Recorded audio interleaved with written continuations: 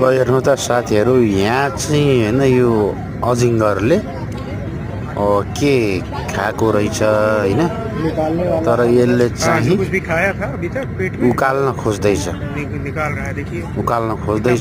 हेर्नुहोस् त, कम्तीमा पनि यसको लम्बाइ चाहिँ कम्तीमा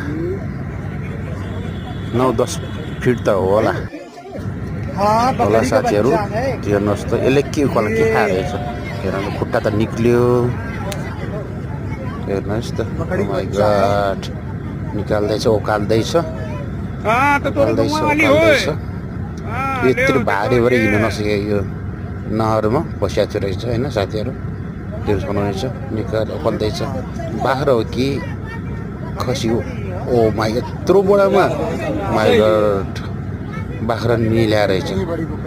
पूरा खाया था, देखो अभी तक इसीलिए तो ये डोल नहीं पा रहा था, हिल नहीं पा रहा था। कम्तीमा पनि मेरो अन्दाजमा यसको लम्बाइ चाहिँ त्यही 9-10 फिट होला, त्योभन्दा पनि बढी लामो होला अझ।